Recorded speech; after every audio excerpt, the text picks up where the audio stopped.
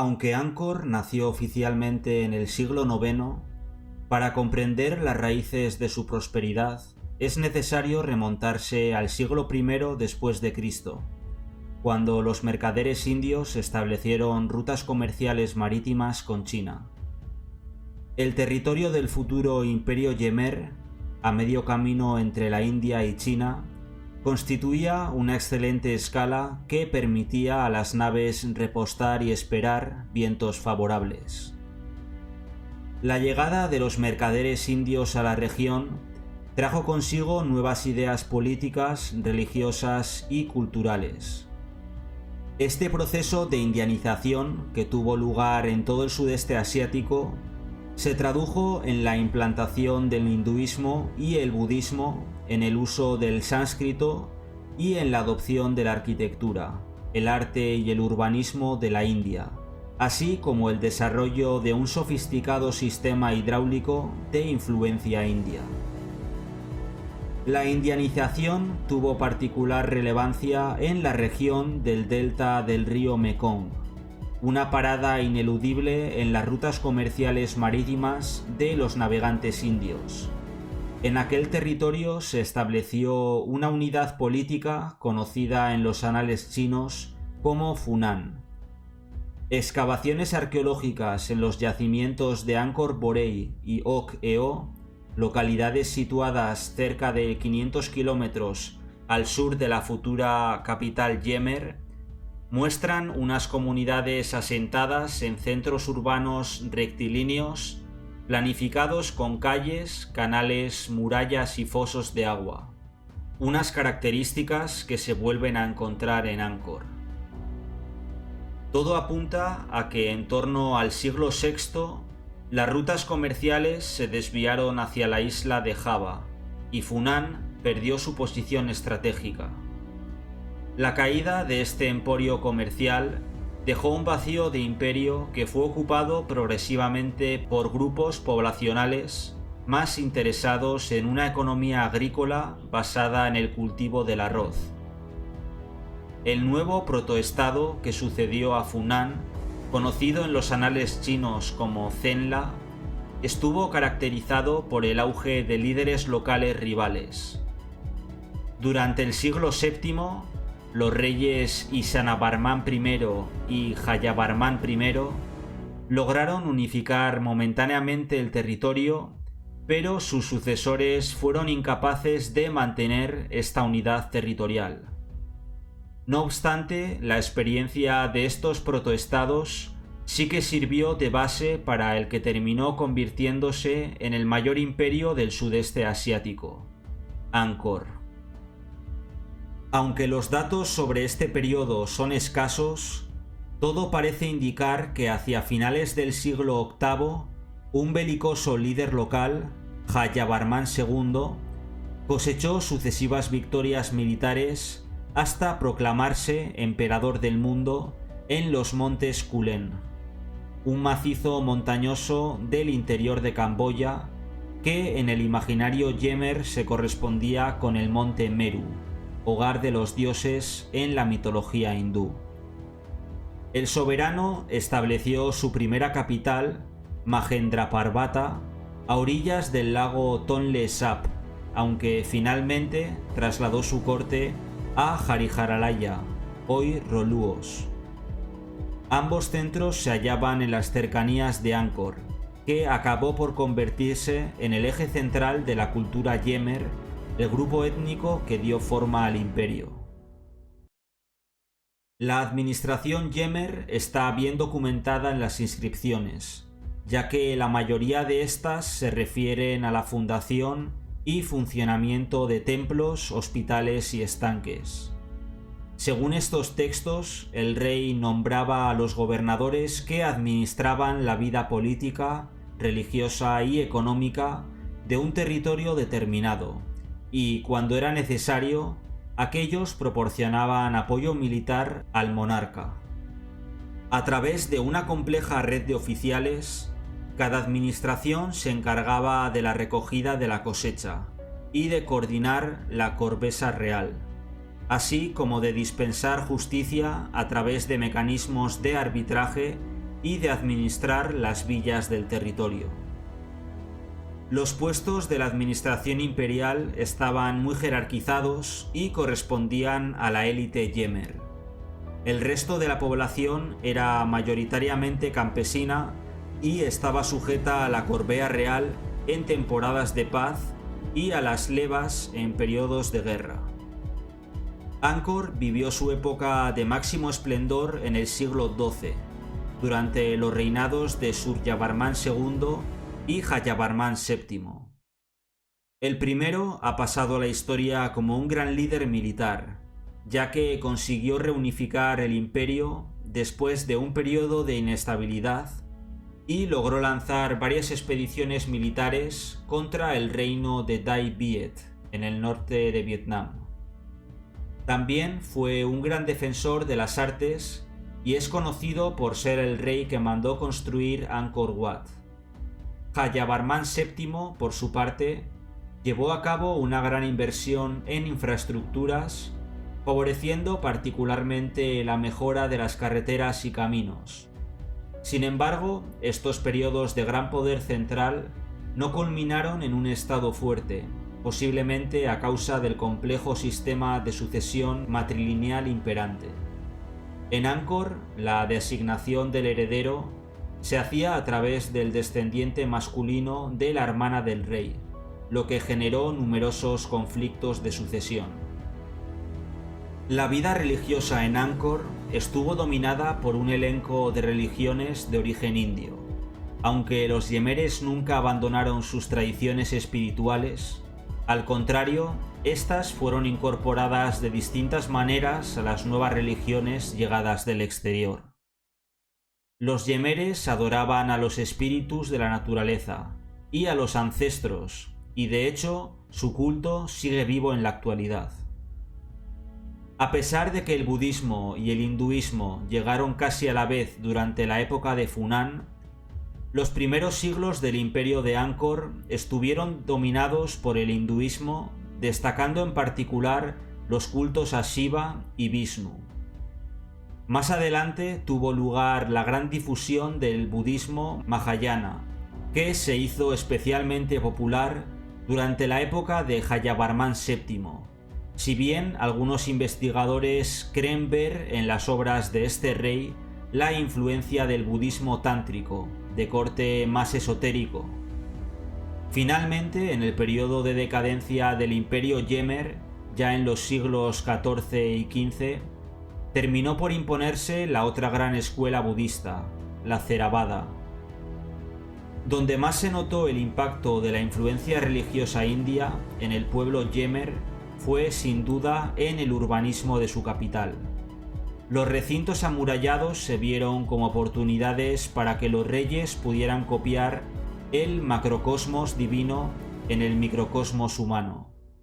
Con la simbología del monte Meru como patrón, los templos de Angkor se construyeron con un foso de agua y una muralla que representaban respectivamente el océano y la cordillera que rodean la morada de los dioses en el monte Meru, mientras que el santuario central se identificaba con la propia montaña. Durante años, los arqueólogos consideraron que estos recintos amurallados eran centros urbanos cuyas murallas marcaban los límites habitacionales. De esta manera, el sitio arqueológico de Angkor se interpretó como una aglomeración de ciudades independientes vertebradas por un templo central y una muralla. Sin embargo, gracias a la tecnología láser desarrollada por la NASA, se ha comprobado que estos recintos eran tan solo una parte de un macrocomplejo urbano de unos 1000 kilómetros cuadrados de extensión y atravesado por una red de canales, carreteras y estanques que daba cobijo a unas 750.000 personas. Es lo que hoy se conoce como el Gran Angkor. Estudios recientes sugieren que este fenómeno podría no ser exclusivo del centro arqueológico de Angkor y que en otros yacimientos podría darse un modelo urbanístico similar, caracterizado por una gran dispersión pero una baja densidad de población. Mucho se ha especulado sobre las razones que desembocaron en la desaparición del Imperio Yemer. La versión tradicional extraída de los anales históricos sugiere que la caída de Angkor fue provocada por los ataques del Imperio Ayutthaya, que había empezado a gestarse en el siglo XIV a orillas del río Chao Phraya, en la actual Tailandia. Sin embargo, los últimos análisis medioambientales sugieren que Angkor pudo ser víctima de su propio éxito. El aumento de la población podría haber traído consigo una sobreexplotación del medio que habría acabado deforestando y erosionando el suelo. Estas condiciones podrían haber deteriorado el complicado sistema hidráulico de Angkor, particularmente a través del aumento de la sedimentación en los canales. Esta situación se habría visto agravada por dos periodos de inestabilidad climática acaecidos en los siglos XIV y XV, cuando se produjeron largas sequías que concluyeron con lluvias inusualmente intensas. Los arqueólogos estiman que este fenómeno, conocido como megamonzón, afectó gravemente a las infraestructuras de Angkor y su capacidad para actuar como ciudad. Es posible que esto, sumado a los ataques de Ayutthaya, forzara en 1431 el traslado de la corte al área de Phnom Penh, localidad cercana al río Mekong, que es la actual capital de Camboya. A partir de ese momento, los fabulosos templos de Angkor, con sus torres de oro engalanadas con estandartes, fueron reclamados poco a poco por la espesa vegetación de la jungla y cayeron progresivamente en un profundo estado de abandono. El templo de Angkor Wat es el máximo exponente del arte Yemer y, con sus 200 hectáreas de superficie, está considerado como el complejo religioso más grande del mundo. El nombre actual de Angkor Wat, que se traduce como la ciudad pagoda, fue recogido por primera vez en libros portugueses y españoles de principios del siglo XVII, pero el nombre original del lugar se desconoce. Cuando el diplomático chino Zhou Daguan visitó Angkor en 1296, describió el templo como la tumba de Lu Ban, un mítico arquitecto chino. Esta apreciación llevó a historiadores y arqueólogos a suponer que el edificio era en realidad la tumba de su fundador, Suryavarman II, monarca del siglo XII conocido en los textos históricos yemeres como el arquitecto divino Bra Vishnuloka. Suryavarman II era, además de un rey guerrero, un devoto de Vishnu, por lo que se cree que Angkor Wat estuvo originalmente dedicado a este dios. Sin embargo, en época post-angkoriana, el centro se convirtió en un templo de veneración budista. Investigaciones científicas recientes apuntan a que Angkor Wat tiene todavía muchos secretos por desvelar. En los últimos análisis de detección remota realizados con tecnología láser, se han descubierto varios elementos que no habían sido documentados con anterioridad, incluyendo una serie de torres que fueron derruidas al terminar de construir la puerta oeste, y una estructura gigantesca en el flanco sur de 1500 metros por 600 metros en forma de espirales rectilíneas cuya función se desconoce. También se ha detectado una red de carreteras, estanques y montículos dentro de la muralla exterior que indica un volumen de población mayor del que se creía, aunque sin llegar a constituir una aglomeración. La historia arquitectónica de Angkor Wat posee, por lo tanto, una complejidad que todavía está por descubrir y estudiar. La construcción de Angkor Wat está relacionada con el deseo de Suryavarman II de unificar el país bajo su reinado y legitimar su poder ante sus súbditos. Paralelamente, el plano del conjunto monumental refleja el carácter ambicioso de su creador y su adherencia a la cosmología hindú. Se estima que el templo, que nunca se terminó, tardó 40 años en construirse y requirió una cantidad ingente de mano de obra para tallar, transportar y colocar los bloques de piedra que lo conforman. También fue necesario reunir a un gran número de artistas para que esculpieran las delicadas figuras que adornan sus paredes y el sinfín de recovecos que se forman en este enorme conjunto monumental. La magnitud del monumento es perceptible desde el exterior, ya que lo primero que se encuentra el visitante es un foso de agua de 200 metros de ancho que separa el recinto del resto del mundo. Pasado el foso se levanta una muralla de 4,5 metros de alto con una entrada monumental en cada punto cardinal, aunque la puerta de acceso principal es la del lado oeste. La localización de esta entrada ha suscitado numerosos debates y se cree que es indicativa de la devoción de Suryavarman II a Vishnu, una divinidad que suele estar asociada a este punto cardinal.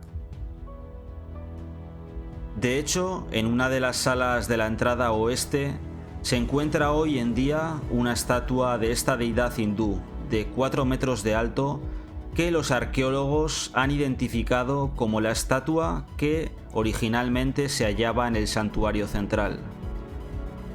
En la cara este de la entrada principal hay un gran número de representaciones apsaras, las bailarinas celestiales por las que los reyes de Angkor sentían especial predilección. En total hay 1860 figuras de estas ninfas esculpidas en los bajorrelieves del templo. Angkor Wat ocupa una extensión de 1500 metros de este a oeste y 1300 metros de norte a sur, unas proporciones que lo convierten en el monumento religioso más grande del mundo. En el interior del recinto existe hoy un espacio abierto donde se alzaban casas de madera elevadas sobre palafitos y estanques que abastecían a grupos de 3 o 4 familias. 4 calles principales partían hacia los 4 puntos cardinales, pero gracias a las nuevas tecnologías de teledetección, ahora se sabe que este espacio interior también estaba subdividido en áreas cuadrangulares con calles bien delineadas. El acceso occidental al templo se realizaba a través de un gran puente de piedra que atravesaba el foso. Tras pasar la entrada principal, que estaba formada por galerías cubiertas de arcos falsos, el recinto se abría a un espacio abierto donde una calzada de 15 metros de ancho dirigía la mirada hacia el templo y unas cúspides de oro. A ambos lados de esta avenida permanecen hoy en pie 2 edificios identificados como bibliotecas, seguidos de 2 estanques que fueron añadidos posteriormente, quizá en el periodo postancoriano. La calzada está decorada con una balaustrada en forma de serpiente. El pasamanos es el cuerpo y cada terminal es la cabeza de una serpiente de 7 cabezas. La avenida termina en una plataforma cruciforme que da acceso a 3 niveles distintos del templo. En el primer nivel, una galería abovedada con arco falso y dobles columnas alberga la secuencia de bajorrelieves más larga del mundo.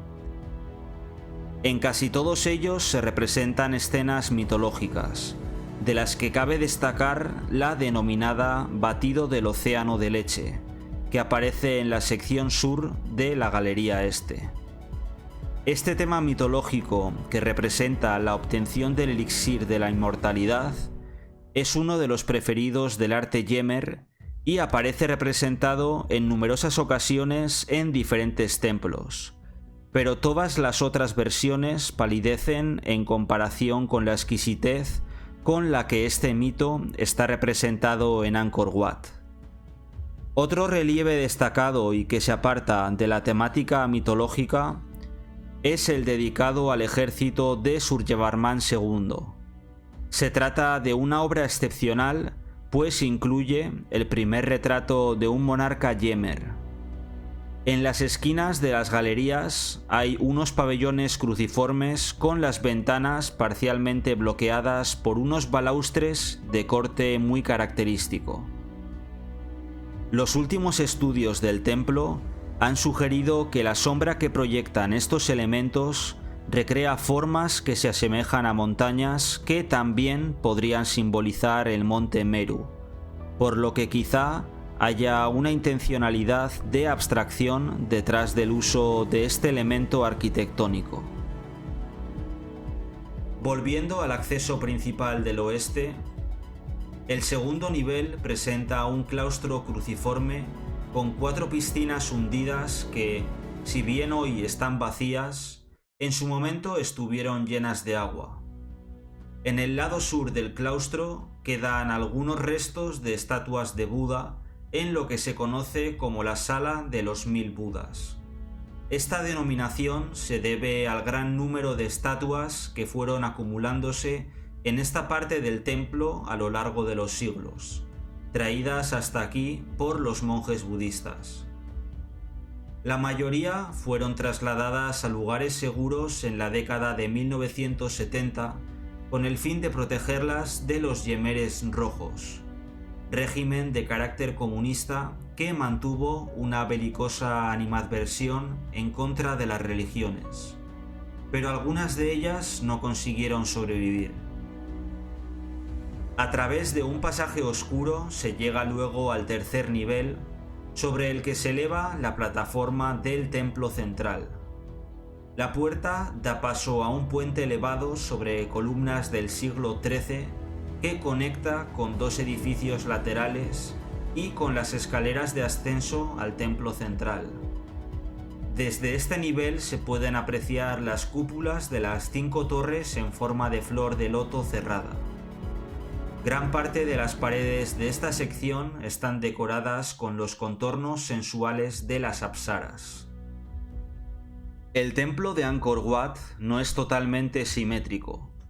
En las galerías exteriores del este y el oeste, la sección norte tiene 20 pilares, mientras que en la sección sur hay 18. El cuidado puesto en la creación del templo hace pensar que este número desigual de columnas no es accidental. Una de las teorías vigentes es que la asimetría correspondería a la organización del año en la astronomía védica, que está dividida en 2 partes desiguales. Otra peculiaridad que se atribuye a la astronomía es la división de los sectores de la calzada occidental. Para algunos autores, estas divisiones responderían a la duración proporcional de los yuga, eras temporales de la cosmología hindú. Por otra parte, algunos estudios señalan el uso continuado del número 54 y su doble, 108, en la arquitectura Yemer, recordando que este último es de gran importancia mística en el sudeste asiático y aparece a menudo en textos hindúes y budistas de astronomía y astrología. Las divisiones del puente de acceso de Angkor Wat, por ejemplo, siguen este patrón.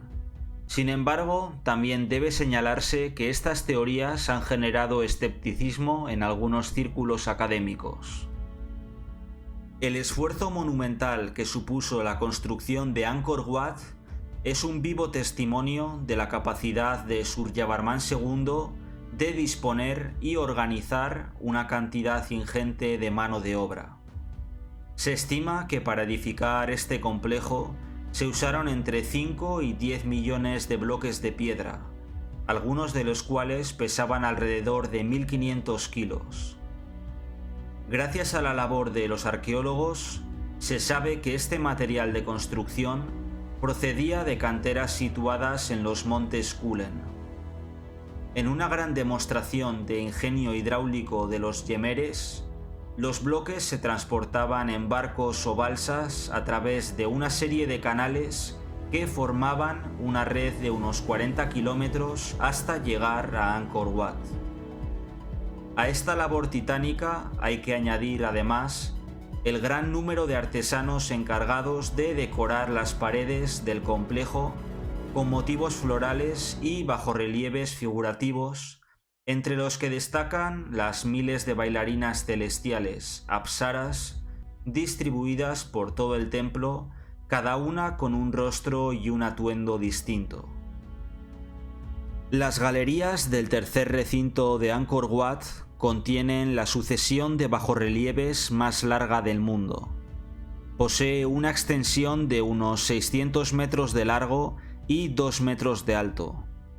Todas las escenas representadas corresponden a historias de las dos leyendas épicas principales de la India, ambas del siglo III a.C., el Ramayana y el Mahabharata, excepto la galería sur, que contiene una representación del ejército de Suryavarman II en la zona oeste y otra de los cielos y los infiernos.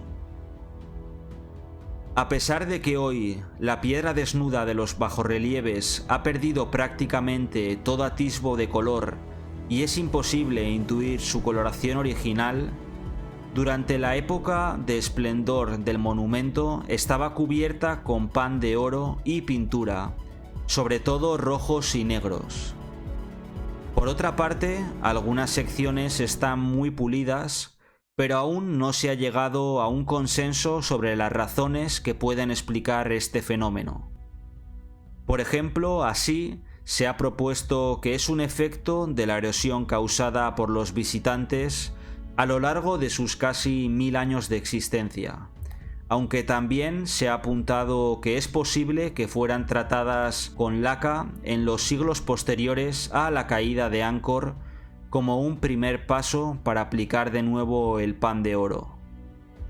La escena del ejército de Suryavarman II es una de las más interesantes del arte Jemer, no solo por su gran calidad, sino también porque es el primer ejemplo de retrato de un rey Jemer y su corte. La figura principal de la obra es, lógicamente, el propio monarca. Con esta representación como eje, se extiende el resto del bajorrelieve. A un lado aparecen las princesas y damas de la corte, y al otro los ministros y comandantes del ejército. A continuación, y sin ruptura con la representación anterior, empieza el desfile militar, donde el rey aparece de nuevo, pero esta vez de pie encima de un elefante y rodeado de soldados de infantería. La procesión va encabezada por una orquesta de músicos tocando flautas, conchas marinas, cornamentas y un gong. Hacia el final del panel aparecen tropas siamesas, quizá un contingente de la provincia angkoriana de Luobo, de las que destacan sus vestimentas de flores, sus cabellos trenzados, sus gorros de plumas y su bigote corto. El diplomático chino Zhou Daguan, quien visitó Angkor en 1296, describió una procesión militar real muy similar a esta, donde los ministros y los príncipes iban montados en elefante y se enarbolaban parasoles rojos abriendo camino al rey, que avanzaba de pie en su elefante llevando una espada en su mano. Más allá de la procesión, en la sección este de la galería, la sociedad Jemer está representada con todo lujo de detalle en su camino hacia los cielos y los infiernos. Aquellos considerados buenos son transportados en palanquines hacia el mundo de los cielos, mientras que los menos afortunados acaban presa de los demonios y las bestias de los infiernos. El santuario central de Angkor Wat, al igual que el resto del complejo monumental, fue diseñado por Suryavarman II para imitar la forma de una montaña. La plataforma que sostiene esta gran torre de 42 metros de altura se alza a 11 metros del suelo y es accesible a través de 12 escaleras con 70 grados de inclinación. Estas escaleras están situadas tanto en el centro geográfico de cada lado como en los laterales. Las centrales dan acceso a las entradas principales y las laterales a las torres axiales. Una de las escaleras, la occidental, tiene un ángulo algo menos pronunciado, 50 grados. En realidad, el conjunto constituye una simulación arquitectónica del ascenso a una montaña y es una muestra de la gran capacidad de abstracción de los yemeres para establecer paralelismos entre el macrocosmos divino y el microcosmos mundano. El templo central de Angkor Wat evidencia de este modo el grado de perfección alcanzado por los constructores yemeres en su reproducción del mítico Monte Meru. Las plataformas que sustentan cada nivel fueron recubiertas con paredes de laterita, un tipo de piedra con la fuerza suficiente para aguantar la presión de la arena usada para el relleno de las plataformas.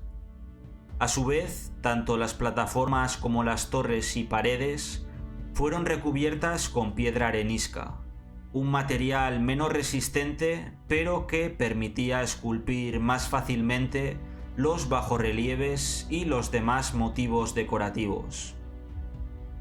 El templo central se caracteriza por la presencia de una galería concéntrica de 60 metros de lado.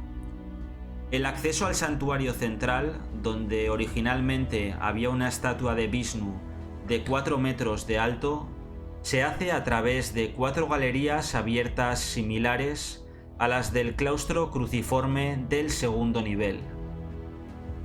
El espacio situado bajo la torre no tiene luz y en él se encuentra un pozo de 27 metros de profundidad donde se descubrieron las ofrendas votivas realizadas en el momento de construir el templo, 2 zafiros blancos y 2 hojas de oro. Aunque la simetría entre el monte Meru y el santuario central de Angkor Wat es evidente, el propósito del templo también podría haber sido el de servir como monumento al rey en vida, un lugar donde Suryavarman II pudiera comulgar con los dioses y como mausoleo tras su muerte. Un recipiente de piedra de 1,4 metros de largo, 0,8 metros de ancho y 0,7 metros de alto, con un agujero en el fondo, fue recuperado de la torre central. Un ejemplo similar con tapa fue hallado en el templo de Banteay Samre, al este del Baray Oriental. Aunque no se ha encontrado ninguno de estos contenedores en su posición original, ni se sabe cuál era su contenido, el agujero del fondo y su localización en el templo central sugiere que el recipiente pudo tener originalmente una función funeraria. Es costumbre en los ritos funerarios reales del sudeste asiático que el cuerpo del difunto monarca sea colocado en un sepulcro antes de proceder a su cremación, tal y como fijan las tradiciones budista e hindú. Si se confirmara que el recipiente encontrado en Angkor es un sepulcro, el agujero del fondo podría servir para evacuar los líquidos asociados con el proceso de putrefacción. En Bali, una vez que finalizaban los ritos de cremación, las cenizas eran colocadas en un recipiente y enterradas bajo un templo presidido por una estatua que, según la creencia popular, contenía el espíritu del difunto.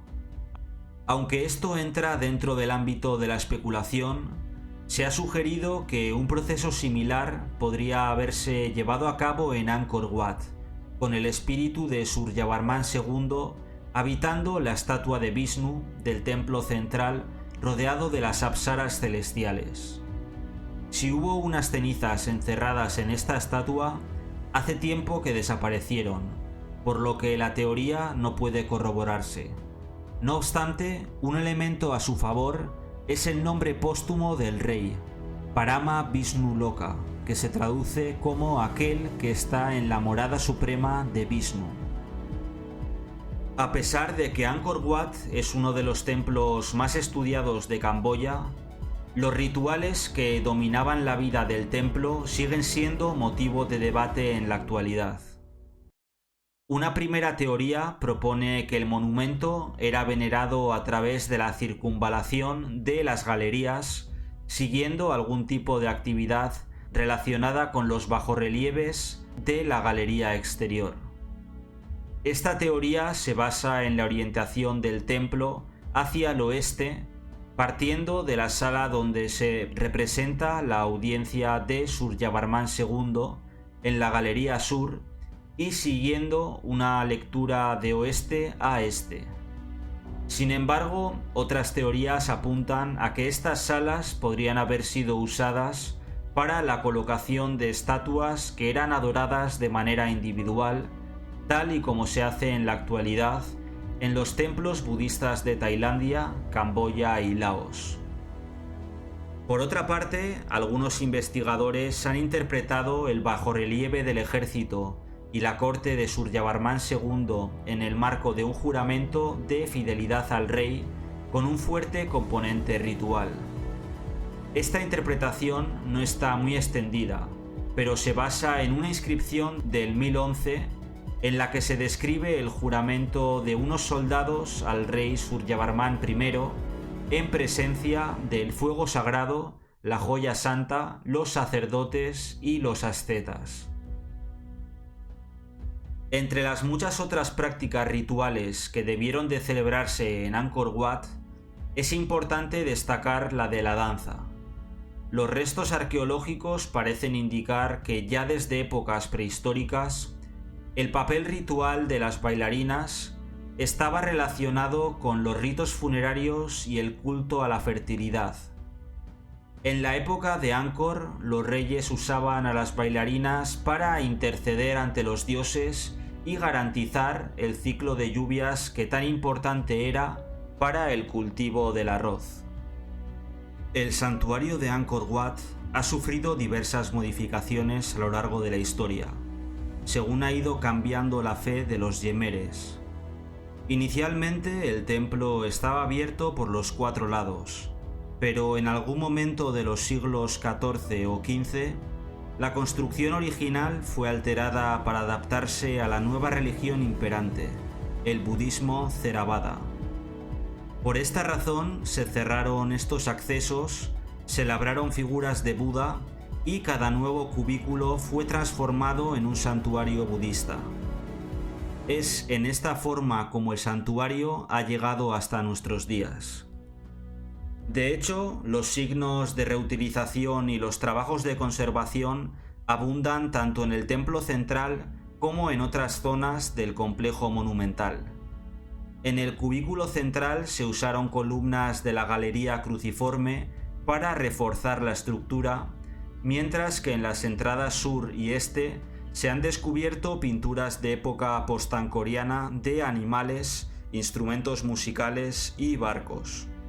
Están mal conservadas, pero resultan visibles gracias al uso de D-Stretch, un programa informático para la manipulación de imágenes que permite resaltar la pigmentación de las paredes. En el segundo nivel hay un mayor número de pinturas murales localizadas en las galerías norte y oeste. La galería norte es particularmente importante, ya que en ella aparecen representados varios barcos y entre ellos los aparejos de lo que parece ser una nave europea, por lo que quedaría claro que hubo una reforma posterior al siglo XVI, la época en la que llegaron los primeros europeos a la región. Estas y otras pinturas, incluida la de un barco holandés, indican que el templo seguía jugando un papel importante en la vida política de Camboya en el siglo XVII y que los reyes yemeres continuaban visitando y modificando el templo 2 siglos después de que el centro político se hubiera trasladado al área de Phnom Penh.